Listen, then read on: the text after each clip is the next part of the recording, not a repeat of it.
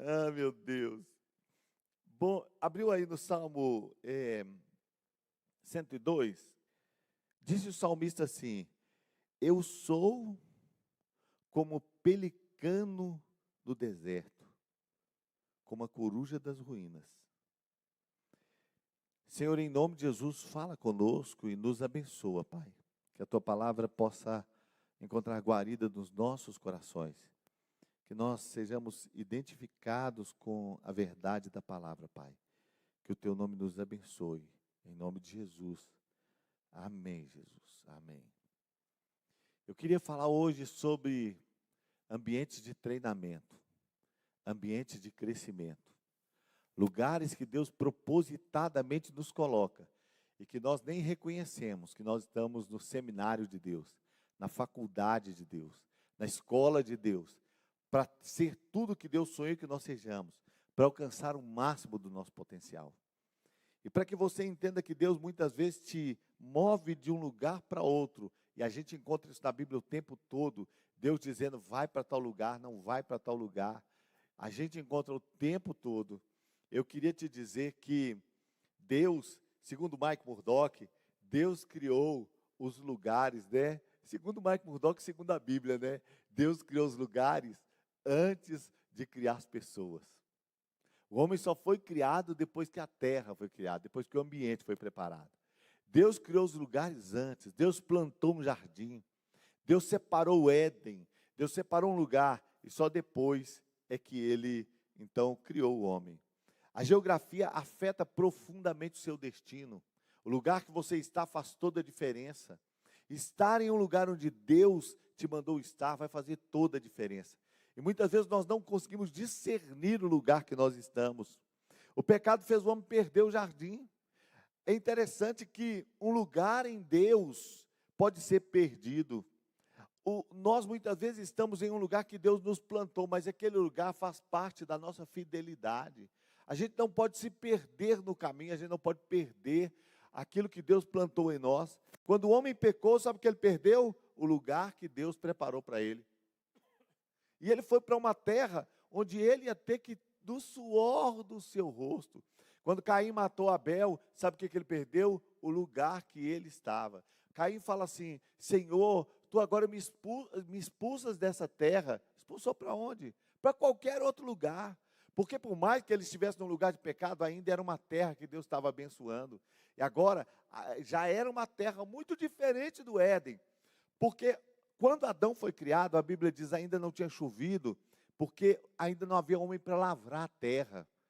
O homem, mesmo antes do pecado, ele ia cuidar da terra. Ele foi posto aqui para trabalhar também. O trabalho é bom, dignifica o homem.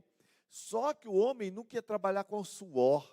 Então o homem vai para um ambiente onde ele vai trabalhar com suor. E este ambiente não foi produzido por Deus, mas pelo erro do homem. Tem muita coisa na nossa vida que é erro nosso.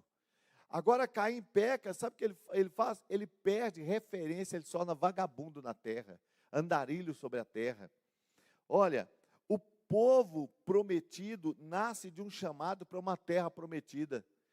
Quando Terá sai de Ur e vai até a fronteira, mas não passa de Harã, ele não ainda é aquele patriarca, mas quando Abraão sai de Ur dos caldeus, quando ele sai da terra dos caldeus e vai para a terra prometida, nasce o povo. O povo prometido nasce de uma terra prometida. A geografia vai afetar muito o seu destino.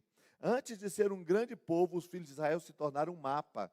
Quando Josué foi entregar a terra para ele, sabe o que ele disse? Ele disse: olha, vamos sortear a terra. Eles sortearam, mapearam, fizeram um mapa, e agora ali estava Gade, Gileade, eles eram um território antes de ser povo. Antes da conquista, eles já eram um território, eles já eram um mapa, eles já eram uma geografia. Às vezes o que Deus quer fazer é nos dar um destino e nos colocar dentro de uma geografia muito especial. Agora é interessante que no nosso destino, Deus coloca alguns lugares específicos para o nosso crescimento e formação, para o tratamento do nosso caráter. Há alguns lugares que nós vamos passar que vão ser lugares de tratamento muito profundo. A Bíblia diz assim: eu te fiz para passar pelo deserto, eu te sustentei com maná, deserto de serpentes, eu tirei água da rocha, para no fim, para saber o que estava no seu coração, e no fim, te fazer o bem. Será que Deus precisa saber o que está no meu coração? Será que Ele não sabe? Às vezes Ele precisa que eu e você saibamos o que está no nosso coração, para a gente ser tratado e para a gente receber o bem de Deus. Então, eu queria falar para você que existem alguns lugares que são lugares de tratamento, e que sem eles, nós não chegaríamos a ser quem nós somos em Deus. Sem passar pelo deserto, sem passar pela luta, sem passar pela prova, sem passar por esse ambiente de tratamento, nós não nos deixaríamos moldar pelas mãos de Deus. Tem ambientes que são projetados para nos quebrar, para desfazer alguns orgulhos em nós. Tem alguns ambientes que são projetados para Deus trabalhar em nós. Tem lugares em que Deus vai puxar o nosso tapete para a gente aprender a confiar nele. Está tudo seguro demais, está tudo bom demais, e de repente Deus nos coloca num ambiente de instabilidade. Eu fui a uma igreja no Rio de Janeiro, eu acho que eu já contei essa experiência para vocês. Eu ia pregar naquela igreja, e naquela noite estava chovendo muito, então, na primeira noite de mensagem, a luz acabou na cidade. E, claro, não ia ter pregação, chovendo muito, sem luz. Mas nós, assim mesmo, fomos para a igreja e resolvemos fazer uma reunião de oração. E eu estava lá naquela reunião de oração. Quando eu estava lá, uma senhora começou a fazer uma oração que eu nunca tinha ouvido na minha vida. Uma oração que me fez gelar. Eu estava orando, abençoando as pessoas, clamando a Deus. E de repente aquela mulher começou a fazer uma oração. E ela orava pela filha dela. Dizia: Deus, minha filha, Senhor, ela não te honra. Ela ainda não entende o Senhor. Ela diz: Senhor, a minha filha tem usado roupa indecente. A minha filha só vive dos prazeres do mundo. A minha filha tem andado atrás de rapazinhos. A minha filha não valoriza o Senhor. Conheceu a tua palavra, nasceu no Evangelho, mas não honra o Senhor. E agora aquela mulher em lágrimas, chorando, ela diz: Senhor, coloca minha filha num lugar difícil. Coloca minha filha num lugar apertado. Coloca a minha filha num lugar de angústia, Senhor. Coloca a minha filha, Senhor, num lugar que não tem saída. E que a única saída seja o Senhor. Coloca a minha filha num lugar, Senhor, que ela tenha que olhar para o Senhor, porque não há nenhuma possibilidade. Eu assustei com a oração da irmã. E aí eu até já não estava nem concentrado na minha mais. Mas daí a pouco eu comecei a falar: amém, Senhor.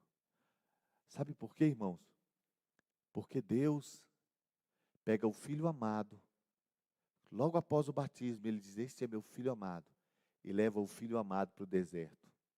E às vezes nós queremos pegar os filhos amados e criar no conforto. Deus nos trata na luta, Deus nos faz crescer na prova. Depois que a luta fala, muitas vezes nós ouvimos Deus falando assim: eu tratei o seu caráter.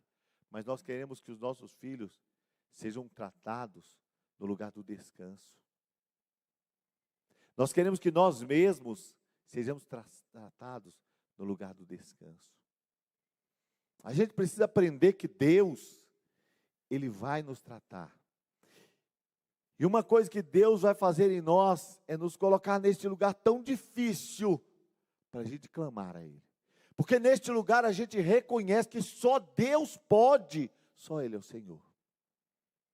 Eu ainda me lembro as lutas que eu passei.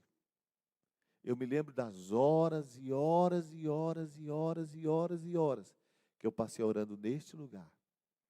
Andando de um lado para o outro. Horas e horas e horas e horas. Não tinha nenhuma esperança para mim.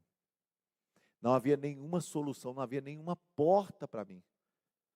Uma pessoa que com o salário que ganha não pagaria nem os juros do que devia, devendo mais de R$1 milhão.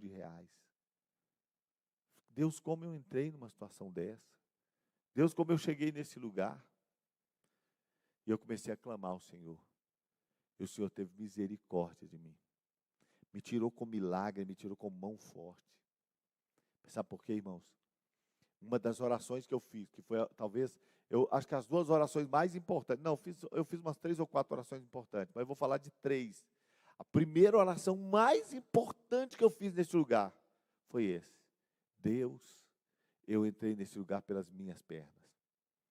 Não foi um deserto que o Espírito Santo me conduziu. Deus usou o deserto, mas fui eu que me pus lá. Não foi um lugar de aperto que o Espírito Santo me conduziu. Foi um lugar de aperto que eu entrei pelas minhas pernas. Falei, eu entrei pelas minhas pernas, Senhor. Mas eu não saio pelas minhas pernas.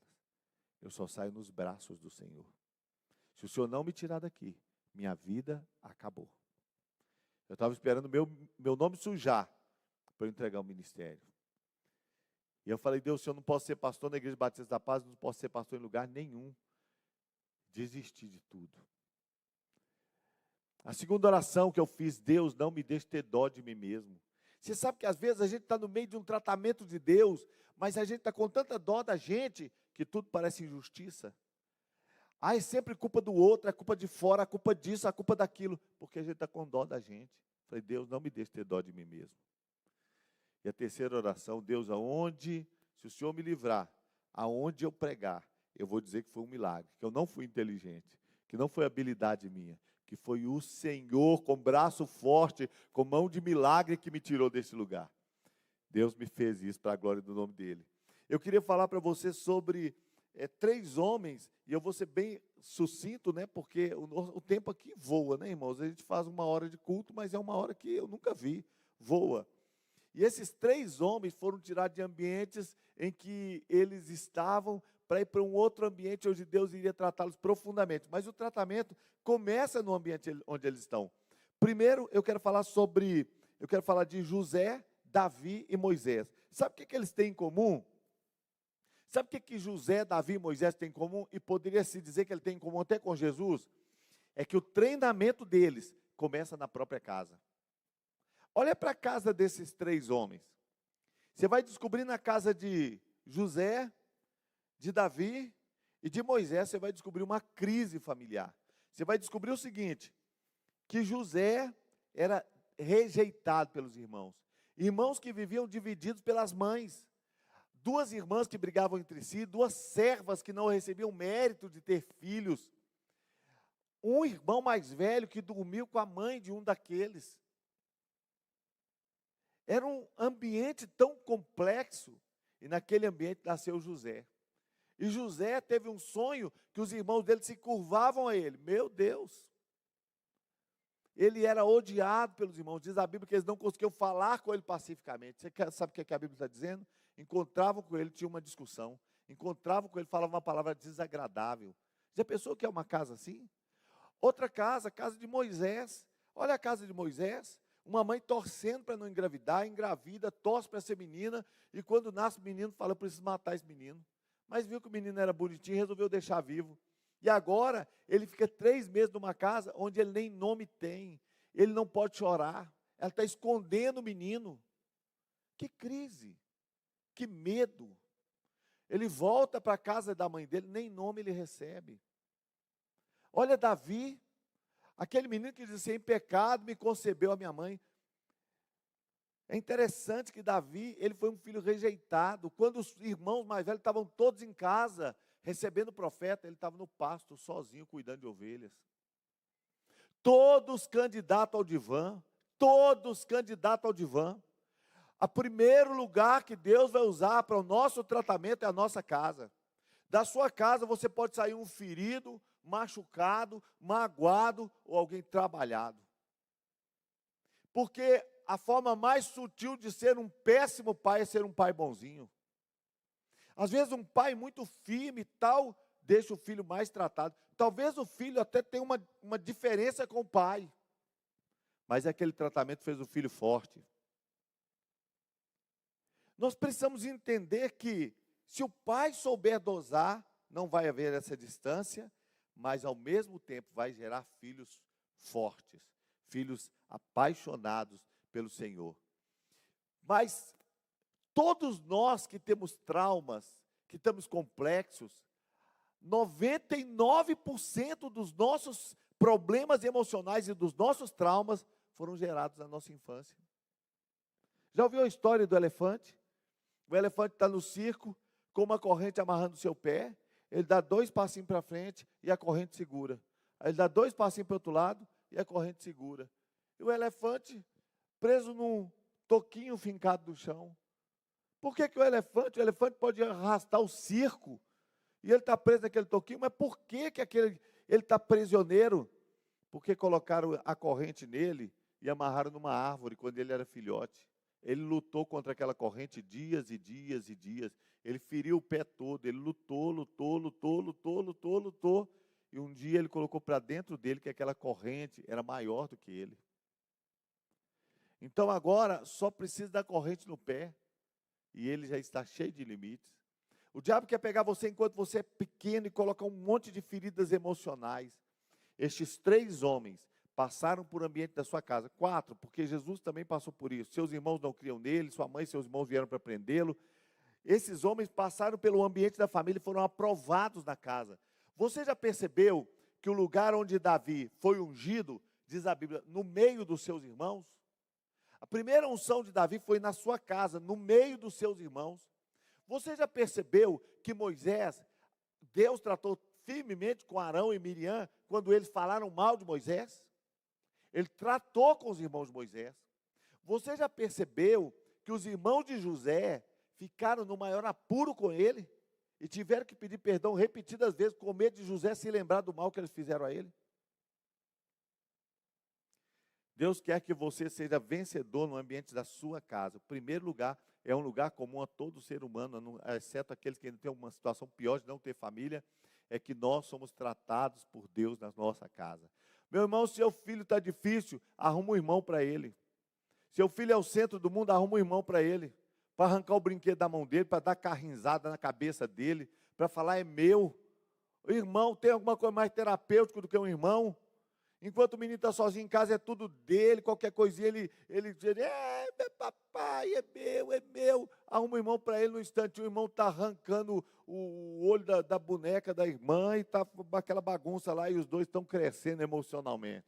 Tem que crescer. Outro ambiente, agora eu vou por partes, né? José foi treinado na casa de Potifar. José foi treinado quando saiu da casa do seu pai, ele saiu vendido como escravo. E ele foi treinado para nobreza. Ele foi treinado no ambiente nobre. Hoje eu estava pensando que a gente, uma vez por semana, os judeus fazem isso, nós deveríamos colocar os pratos à mesa. Nós deveríamos colocar garfo e talher do jeito que tem que ser. Aquele prato dentro do pratinho, dentro do pratico, dentro do pratizico, aquele negócio doido que a gente não sabe nem o que faz com aquilo. Aquele copo bonito, para tudo para os meninos. Garfo e faca, por que o seu filho não aprender quando for criança, não aprende como adulto? Os meninos comem com garfo assim, ó, empurrando a comida com o dedo, pegando a batata com a mão. Você está pensando que vai melhorar quando ficar adulto? Está comendo com a boca aberta.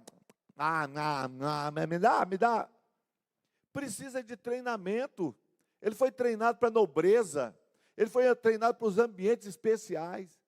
Quando ele vai ser tirado lá da cadeia, sabe o que ele faz? Diz a Bíblia que José, ele se barbeou.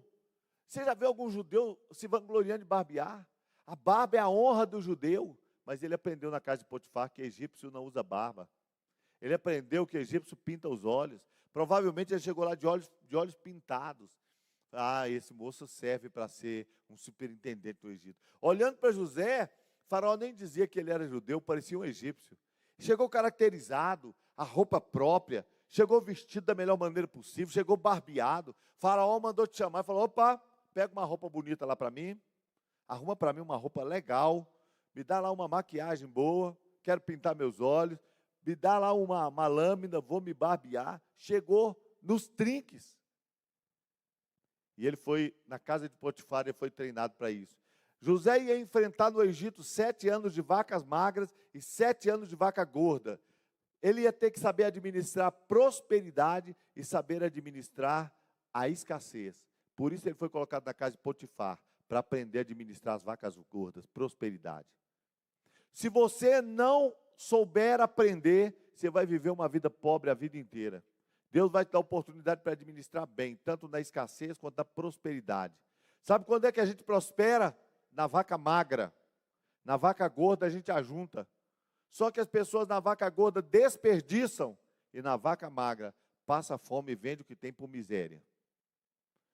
O que Deus falou para Faraó não é para Faraó, é para a igreja, que todo mundo tem que ajuntar 1/5 da sua renda. Nós precisamos aprender isso. Foi por falta de saber essas coisas que eu mesmo destruí minha vida financeira. A gente precisa ter o dinheiro para a nossa prosperidade. Então José, depois de ser fiel na casa de Potifar, sabe o que aconteceu com ele? Recusou-se a dormir com a mulher de Potifar e foi parar na prisão. Talvez você está vivendo hoje um ambiente difícil, um momento de luta. Você fala, Deus, por quê? Porque Deus está tratando você para fazer de você um grande homem de Deus. Olha o segundo homem. A Bíblia fala com ele, chama esse moço de Davi. E Davi, ele começa na casa do pai, e depois ele vai para o palácio. Ele mata o gigante e vai para o palácio. Vai ser treinado no palácio. E sabe o que ele descobriu no palácio? Que lá dentro do palácio a coisa não era tão bonita como... Por que Deus trouxe Neemias para a reconstrução lá de Jerusalém? Porque em Jerusalém as pessoas tinham uma visão de ruína. Neemias tinha uma visão de palácio. A gente se acostuma com tudo. Apaga a luz, você fica meio assustado com a luz apagada, daí a pouco fica até confortável. Seus olhos se adaptam. Quando acende a luz, o incômodo. Luz acesa. A gente se acostuma com tudo. A gente se acostuma com ruína. A gente se acostuma com torneira pingando. A gente se acostuma com vaso quebrado. A gente se acostuma com a papeleira do papel higiênico que desapareceu.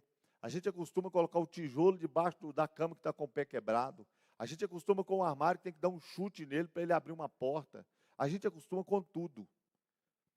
A gente perde a visão de palácio muito fácil. Agora, Moisés vai para o palácio para ganhar uma visão de palácio. Depois Deus leva ele para o deserto. Mas para onde que leva Moisés? Para a casa de Jetro, sacerdote de Midian. Quem é Moisés? O maior líder espiritual da história. Vai se tornar um homem que vai liderar uma nação. Vai se tornar um homem que vai definir o sacerdócio. Vai se tornar um homem que vai administrar os ritos. Vai se tornar um homem que vai saber como conviver com o santo e o profano. E este homem vai morar na casa de Jetro, sacerdote Midian. Ele casa com a filha do sacerdote Midian, e é ela que descobre no caminho que Deus quer matá-lo, que ele deveria circuncidar os filhos dele. Você não está no lugar que você está por acaso, você está no lugar que você está porque Deus está te tratando. Você está no lugar que você está porque Deus quer fazer algo grande na sua vida. Agora observa bem. O que fazer nesse ambiente? Vou terminar rapidamente que o tempo está indo, mas eu ainda tenho 6 minutos. Reconheça o ambiente como lugar de tratamento e promoção. Não ache que você está no lugar por acaso. Deus está cuidando de você. Pastor, Deus me colocou no lugar lá, todo mundo é incrédulo. Deus te colocou lá porque você é a luz. Você é a resposta de Deus. Te colocou lá para você ganhar eles para Jesus. Te colocou para te tratar. Te colocou para te fazer mais manso. Reconheça. Compreenda que todo treinamento é passageiro. Você sabe, irmãos, que de vez em quando a gente mistura a nossa luta com a nossa vida? O choro pode durar uma noite, mas a alegria vem ao amanhecer. Tem gente que mistura a sua noite com a sua vida, a sua história. O que você está passando é uma noite. Não há noite que não vá ceder ao raiar, ao amanhecer. A noite vai passar. Todo lugar que Deus te colocar de treinamento é passageiro. Vai passar na sua vida. Eu me lembro lá, ainda novo, e Deus... Eu me lembro que eu fiquei desempregado. Irmãos, que luta aquele desemprego. Eu procurava emprego, a coisa mais incrível, eu não conseguia arrumar um serviço de servente pedreiro. Esforçava para arrumar um serviço. Me lembro um dia que eu fui trabalhar de servente e o pedreiro faltou. Eu me lembro um dia que eu saí, calça caque, bonita, vesti uma camisa social e fui olhar um serviço. Parei ali na pracinha do Tirol, dei sinal para o 1144, ele passou tão cheio que acho que até caiu uma pessoa para fora, estou brincando. Falei, meu Deus, não vai parar um ônibus aqui, estava bem cedinho. Fui para o ponto da frente, porque lá no ponto da frente o ônibus entrava à direita. Mesmo que ele não quisesse parar, ele parava com a porta aberta, lá com o pessoal pendurando, você se pendurava também. E o ônibus, quando eu vou indo assim, o ônibus aparece, eu saí correndo para pegar aquele ônibus, corri. Saí do ventre do Senhor, nu a Ele tornarei, o Senhor deu, o Senhor tirou, bendito seja o nome do Senhor. Diz a Bíblia que Ele o adorou. O que a gente fala na hora da luta? Eu estava subindo no elevador e Deus me falou uma coisa tão forte no coração. Ele disse o seguinte, a boca fala do que o coração está cheio. A vida está cheia do que a boca fala. A boca fala do que está cheio o coração. Mas a sua vida e a minha vida está cheia do que a boca fala. O que nós falamos constrói a nossa história. O que você fala na hora da luta, o que você fala durante a sua vida, constrói ao seu redor. Aprenda tudo o que Deus quer te ensinar. Se você não aprender, você vai ficar rodando a montanha. Você vai ficar tomando a mesma lição de novo. Aprenda. Aprenda a ser humilde, aprenda a pedir perdão. Aprenda a não ser grosseiro. Você sabe que a gente acostuma a ser grosseiro com a esposa e nem sabe que está sendo mais? Eu estava num churrasco, nós estávamos lá com alguns casais, e tem um moço que muito rude com a esposa dele, não é da nossa igreja, mas ele estava conversando normal com todo mundo. Quando ele foi falar com a esposa dele, ele nem sabe que ele faz isso. Eu sei que ele nem sabe que é ele. Ele falou com ela tão rude para pedir um refrigerante que era quase um xingamento. A gente acostuma a tratar pior as pessoas que nós mais amamos, a oferecer o pior de nós para os outros. Não aprende o que Deus quer nos ensinar, aprenda. Conheça mais a Deus no meio da luta, mergulhe na sua intimidade, mergulhe com Deus. Está passando por luta, é um tempo para você aprender de Deus, é um tempo para você mergulhar em Deus. Ore em línguas, ore em português, ore intercessoriamente, fale com Deus, me ensina, Senhor, me guia, Espírito Santo, me dirige, Senhor, me dá as palavras certas. Olha, a resposta que você dá faz tanta diferença. Eu me lembro que uma vez eu preguei uma mensagem, não te deixes vencer do mal, mas vence o mal com o bem. E o meu pai, ele estava montando uma corretora de seguros. E ele começou a vender uns seguros para a Unimed. Só que ele tinha uma fatura de R$ 1.500 por mês, mas ele não era o corretor. Então, o dono daquela fatura, por assim dizer, que o meu pai fez, tomou aquilo dele. E o meu pai ficou tão indignado que ele brigou, eles eram até amigos, mas meu pai falou com ele que não foi certo, que foi leviano e tal. Meu pai foi para Governador Valadares ouvindo essa mensagem. Aí o meu pai ouviu aquela mensagem, não te deixe vencer do mal, mas vence o mal com o bem. Ele era novo convertido. O que ele fez? Escreveu uma carta para esse moço, pedindo a ele perdão, abençoando a vida dele, abençoando o filho dele. Sabe o que o moço fez? Enviou uma carta para o meu pai, dando a ele, não apenas aqueles R$ 1.500, mas tornando ele corretor da Unimed. Sabe quantos anos tem isso? Tem mais de 20 anos. Eu estou há 20 anos, eu estava no Tirol. Os meus irmãos viveram de seguro, meu irmão vive de seguro, o Jefferson, meu irmão, tem uma empresa muito boa. Tudo nasceu de uma decisão certa, de uma atitude correta. E naquela atitude, o meu pai, até hoje, na empresa lá, ele tem um salário muito bom, ele é aposentado, mas a empresa ele tem um salário muito bom. Tudo mudou com esse telefonema, com essa carta que meu pai enviou.